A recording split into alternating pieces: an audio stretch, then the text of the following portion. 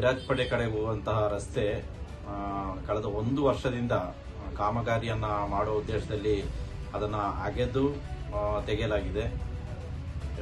1 ವರ್ಷದಿಂದ ಸಾರ್ವಜನಿಕರು ಪ್ರತಿಭಟನೆ ಮಾಡ್ತಾ ಇದ್ದಾರೆ ರಸ್ತೆಗಾಗಿ. ಯಾವುದೇ ಪ್ರತಿಫಲ ಇಲ್ಲ. ನಮ್ಮ ಶಾಸಕರು ಅವರ ವಿಶೇಷ ಆಸಕ್ತಿಯಿಂದ ಅನುದಾನವನ್ನು ತಂದು ಮಾಡ್ತಿರುವಂತಹ ಕೆಲಸ.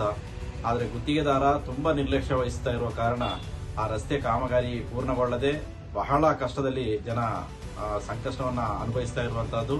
ಆ ಭಾಗದಲ್ಲಿ 4 ಶಾಲೆಗಳಿದೆ, 1 ಆಸ್ಪತ್ರೆ ಇದೆ.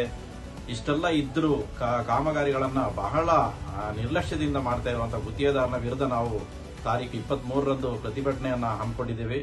ಬಂದ್ ಮಾಡುವ ಮೂಲಕ ಶಾಂತಿಯುತವಾದ ಪ್ರತಿಭಟನೆಯನ್ನ ಮಾಡ್ತಾ ಇದ್ದೀವಿ. ಸಿದ್ದಾಪುರ ಎಲ್ಲ ಅಂಗಡಿ ಮುಂಗಟ್ಟುಗಳನ್ನ ಬಂದ್ ಮಾಡುವ ಮೂಲಕ ಬೆಳಗ್ಗೆ 6 ಗಂಟೆಯಿಂದ ಮಧ್ಯಾಹ್ನ 1 ಗಂಟೆಯ ತನಕ ಬಂದನ್ನ ಆಚರಿಸುವ ಮೂಲಕ ನಾವು ಪ್ರತಿಭಟಿಸ್ತಾ ಇದ್ದೇವೆ. ಅದರಲ್ಲೂ ಈ ಒಂದು ಸಮಸ್ಯೆ ಬಗೆಹರಿದಿದ್ದಲ್ಲಿ ನಾವು ಇನ್ನು ಬೇರೆ ರೀತಿಯ ಹೋರಾಟವನ್ನ ಮಾಡಬೇಕಾಗುತ್ತದೆ.